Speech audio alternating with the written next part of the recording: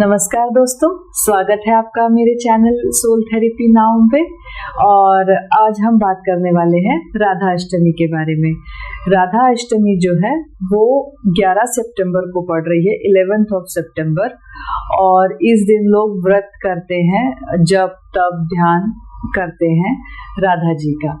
जी हाँ, राधा जी जो है वो श्री कृष्ण की प्रियतमा है और राज राजेश्वरी उनको बोला जाता है। वो अति मोहिनी है, तो उनका व्रत सभी को करना चाहिए। और जो लोग ये व्रत नहीं कर सकते हैं तो वो अपने मन में संकल्प करके कोई एक ऐसी उनकी प्रिय वस्तु जिसको कि वो यूज करते हो, उस चीज को उस दिन के लिए त्याग करें। व्रत मतलब अपने ऊपर संयम, अपने ऊपर कंट्रोल। पुराने जमाने में सिर्फ दो ही चीजें होती थी। व्यक्ति काम करते थे, लोग काम काज करते थे और खाना खा के सो जाते थे। इंटरटेनमेंट नाम की कोई चीज उस टाइम पर ऐसा कोई कॉन्सेप्ट इंट्रोड्यूस नहीं हुआ था। इसलिए जो है वो जो व्रत हमारे शास्त्रों में बताए गए हैं वो सिर्फ भोजन के प्रति है। तो उस टाइम वैसा चलता था। लेकिन जब देश काल परिस्थितियां चेंज होती हैं तो व्रत के स्वरूप भी आप चेंज कर सकते हैं। जरूरी नहीं है कि आप भूखे रहकर ही व्रत करें। भगवान को भूखे रहकर ही प्रसन्न किया जा सकता है। भगवान अगर इसी तरह से भूखे रहकर भगवान प्रसन्न होते तो आज जितने भी लोग भूखमरी से मर रहे हैं उन सबके पास में भगवान होते। ठीक है, वो लोग भी भगवान को याद करते ही होंगे। तो ऐसा नहीं है कि व्रत करने से ही सब कुछ होता है, लेकिन हाँ, संयम आपको पालना बहुत जरूरी है। संयम होना चाहिए। चाहे फिर वो आप राधा अष्टमी के दिन आप ये प्रण कर लीजिए कि आप मौन व्रत रखेंगे। आप राधा अष्टमी के दिन ये प्रण कर सकते हैं कि आप मन ही मन, मतलब जितनी बार भी सांस आएगी और जाएगी सिर्फ राधा नाम का जप होगा। ऐसे भी व्रत किया जा सकता है। ठीक है, तो चलते हैं। आज एक मैं प्रयोग बता रही हूँ, बहुत ही सरल प्रयोग है। वो आप राधा अष्टमी के दिन कीजिए। बहुत महिमा है इस दिन की और इस व्रत की। तो ऐसा भी कहा गया है, पद्म पुराण में ये संवाद आता है कि भगवान श्री नारद मुनि जो थे वो ब्रह्मा जी के पास पहुंचे और उन्होंने बोला कि आप मुझे राधा अष्टमी के व्रत के बारे में आप मुझे बताइए। तो ब्रह्मा जी खुद बोलते हैं कि मैं इस व्रत के बारे में आपको नहीं बता सकता हूँ, क्योंकि जगत पालन, जगत कर्ता स्वामी जो है भगवान श्री विष्णु, श्री हरि विष्णु ही इस व्रत के बारे में हमें आप बता सकते हैं कि इसकी क्या महिमा है। मतलब कि अब आप ये सोचिए कि भगवान ब्रह्मा जी खुद उस व्रत की महिमा का गुणगान नहीं कर पाए जो राधा अष्टमी का व्रत है। तो फिर वो भगवान श्री हरि विष्णु के पास पहुंचे, भगवान मतलब मुनिवर श्री नारद और ब्रह्मा जी, और उन्होंने उनसे रिक्वेस्ट किया कि इस व्रत के बारे में बताइए। तो भगवान श्री विष्णु कहते हैं कि जो पुण्य 10,000 एकादशी करने पर मनुष्य को प्राप्त होता है, वही पुण्य राधा अष्टमी करने से मनुष्य को सहजता से मिल जाता है। जो पुण्य तीर्थों में स्नान करने से प्राप्त होता है, वो पुण्य जो है वो सहजता से ये व्रत करने से मिल जाता है। तो ये व्रत वो लोग भी करें, या व्रत नहीं कर सकते तो इस दिन पूजा पाठ दान धर्म जितना जो कुछ कर सकते हैं वो आप सब कीजिए। और उन लोगों से भी करवाइए जो किसी न किसी रीजन से पवित्र स्थान तीर्थों पर गंगा जी के पास जाने में असमर्थ हैं। ऐसे लोग राधा अष्टमी के दिन अगर पूजा पाठ करते हैं तो ये पूजा विशेष फलदायी होगी और उनका जो आगे का जो मार्ग है उसमें उनको वो प्रशस्त होगा। अब हम आगे चलते हैं, बात करते हैं कि कौन सा वो प्रयोग है। देखिए, राधा अष्टमी पे राधा जो है वो भगवान श्री कृष्ण की प्रियतमा है। एक बार आप भगवान श्री कृष्ण से कुछ रिक्वेस्ट करेंगे तो वो शायद ना दें, लेकिन अगर आप राधा रानी से वही चीज मांगेंगे ये अनुभव है, बहुत सारे लोगों के ये अनुभव है जो मैं आपको बता रही हूँ कि जो अगर आप भगवान श्री कृष्ण से कोई चीज मांगते हैं तो वो आपको डिले करके मिलती है, लेकिन अगर आप वही चीज राधा रानी को बोलते हैं तो राधा माँ उन चीजों को आपको सुलभता से, सहजता से प्राप्त करवाने में मदद करती हैं, क्योंकि वो जो है वो भगवान श्री कृष्ण को ऐसी टेढ़ी नजरों से देखती हैं कि क्यों तुम कर रहे हो ना, मेरे भक्त आए हैं तुम्हारी शिकायत लेके मेरे पास।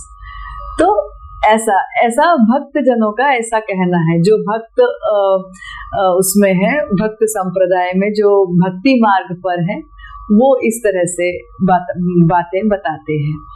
तो राधा अष्टमी के दिन आप नहा धोकर तैयार हो जाइए और कोशिश कीजिए ब्रह्म मुहूर्त में उठकर और उस दिन नहाकर पूजा करने का। ये जो उपाय है ये बहुत बहुत ज़्यादा असरदार, बहुत कारगर उपाय है। आप इसको ज़रूर कीजिएगा और आप अपने जीवन में बहुत पॉजिटिव चेंजेस फील करेंगे।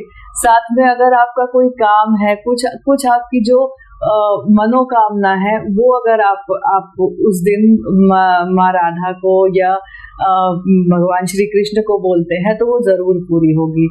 आप जितने भी 56 भोग जो भी बना सकते हैं बहुत प्रेम से भगवान के लिए उस दिन बनाइए। मार्केट से नहीं लाना है। देखिए मार्केट से सब कुछ लाया जा सकता है, सब कुछ मार्केट में मिलता है, लेकिन जितना आप खुद कष्ट करेंगे, देखिए ये वो वाला टाइम नहीं है कि हम यमुना जी के किनारे जा रहे हैं, फिर जल भर रहे हैं, फिर लेके आ रहे हैं, नंगे पैर जा रहे हैं। अब ऐसा कुछ नहीं है, सबके घरों में नलों में पानी आता है, सब कुछ हो जाता है। तो आप अपने शरीर को थोड़ा कष्ट भगवान के लिए दे ही सकते हैं। तो अपने बिजी शेड्यूल में से थोड़ा सा टाइम निकालिए, भगवान के लिए बहुत अच्छे अच्छे भोग बनाइए, जो भी आपको आता है पूरे श्रद्धा पूरे मन से बनाइए। और उसके बाद में आप राधा जी का दूध से, पंचामृत से, जल से अभिषेक कीजिए। कोशिश कीजिए उनको कमल के फूल पर बैठाने की, मतलब कि अगर आपके यहाँ राधा रानी का विग्रह है तो आप उनको उस दिन पूरा पंचोपचार पूजन करके उनको कमल के फूल पे, मतलब वो जो कमल दल का वो जो बीच का हिस्सा होता है उस पे उनको बैठाइए। अगर आपके पास वो विग्रह है तो, नहीं है तो अगर फोटो है तो उनके चरणों में कमल का फूल उनके चरणों में अर्पित कीजिए। कमल का फूल इसलिए क्योंकि ये आता है पुराणों में कि राधा रानी का जो प्रादुर्भाव है, जो अवतरण है, वो कमल के फूल पर हुआ था। तो इसलिए आप उनको कमल के फूल चढ़ाइए। हो सके तो आप उनको सारा पंचोपचार पूजन करके उनके सामने गोविंद सहस्त्र नाम का पाठ आप कर सकते हैं। आप विष्णु सहस्त्र नाम का पाठ कर सकते हैं। जी हाँ, राधा रानी के सामने करना है, क्योंकि राधा जी को सबसे प्रिय कौन है? श्री कृष्ण। तो इसलिए उनके सानिध्य प्राप्त करने के लिए या कि उनकी कृपा प्राप्त करने के लिए आप उनके प्रियतम का पाठ कीजिए। आप राधा अष्टकम, उसके बाद में राधा सहस्त्र नाम भी पढ़ सकते हैं, लेकिन अगर आप राधा सहस्त्र नाम के साथ श्री गोविंद सहस्त्र नाम या श्री विष्णु सहस्त्र नाम पढ़ेंगे तो ज्यादा इफेक्टिव होगा ये प्रयोग। ठीक है। अब इसमें क्या करना है कि आप गोविंद सहस्त्र नाम पढ़ते हुए या श्री विष्णु सहस्त्र नाम पढ़ते हुए एक एक कमल 1000, अगर आपकी इच्छा शक्ति हो और आपकी जेब अलाउ करे तो आप 1000 कमल लेके आइए उस दिन। नहीं आपसे हो पा रहा है तो आप मानसिक कमल जो है, मतलब मानसिक जप करके मानसिक कमल चढ़ा सकते हैं। मानसिक जप कैसे होता है? लेकिन हाँ, एक चीज है, लेकिन अगर आपकी श्रद्धा है, आपका बजट अलाउ कर रहा है तो इसमें चिंधी चोरी नहीं करनी है। ये नहीं सोचना है कि नहीं यार, अरे यार इसमें तो इतने पैसे खर्च हो जाएंगे। एक कमल अलग अलग सिटीज में, मुझे नहीं पता, दिल्ली में एक कमल 40 से 50 रुपए का मिलता है लूज में, तो हो सकता है कि 30 रुपीज का मिले। अगर हम इतना वो करते हैं तो 30,000 के तो कमल हो गए। तो अगर आपकी पॉकेट अलाउ करती है तो आप ये करें। नहीं कर रही है तो भगवान से बोलो, भगवान इतना दे देना, उसके बाद में हम कर लेंगे। तब तक आप मानसिक उनको चढ़ा सकते हैं। तो आप आंखें बंद करके और सच में बिल्कुल भावना कीजिए कि आप किसी तालाब में गए हैं, वहां से आपने वो एक एक कमल चुने हैं, वो 1000 कमल चुनने का श्रम, वो चीजें आपको फील होनी चाहिए। देखिए पूजा जो है ना, या व्रत या जप तप अनुष्ठान, ये सब मन से होते हैं। ये भावना जो है, मन की जो शक्ति है, ये उससे होते हैं। आप सिर्फ ऊपर ओम स्वाहा ओम स्वाहा ऐसे करेंगे ना, तो आपको कोई जप तप अनुष्ठान किसी का भी फल नहीं प्राप्त होगा। तो हर चीज आपको मन से करनी है, एक एक चीज आपको मन से करनी है। तो अगर आपका जेब अलाउ नहीं कर रहा है, तो आप एक एक कमल जो है वो मानसिक रूप से किसी तालाब जलाशय से चुनकर लाइए। हर एक चीज को स्टेप बाय स्टेप सोचने का करने का प्रयत्न कीजिए।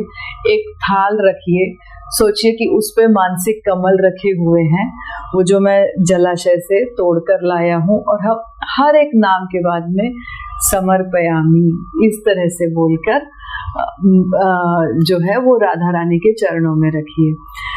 अच्छा, अब कमल अगर नहीं कर सकते हैं तो आप रसगुल्ले चढ़ाइए।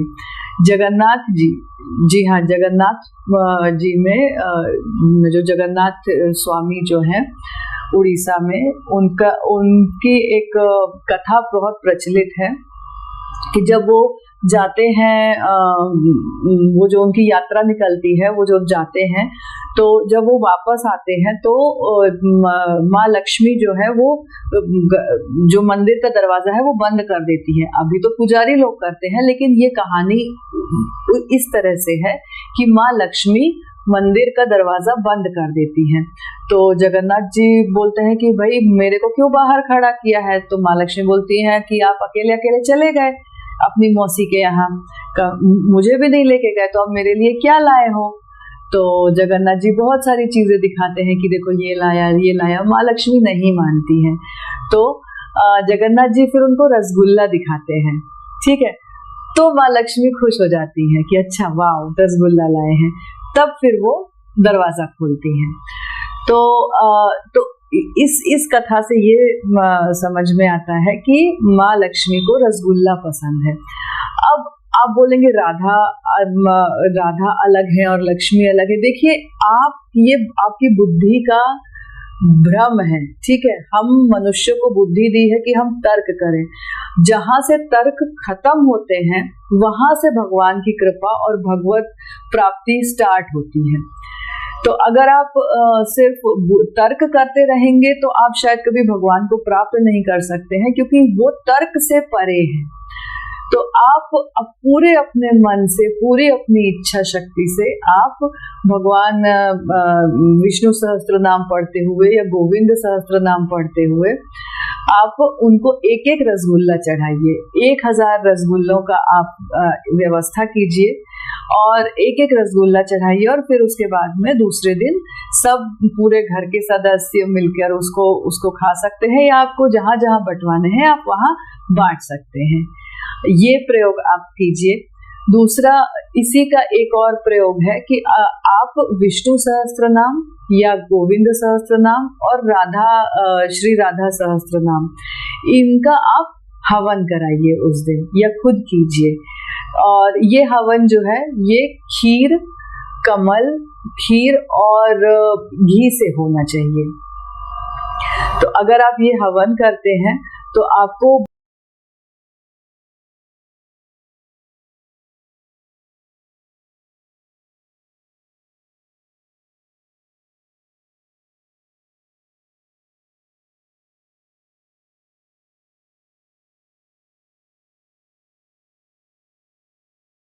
इस हवन को करने से आपके घर में कभी भी लक्ष्मी जी की कमी नहीं होगी। लक्ष्मी जी हमेशा आपके घर में वास करेंगी।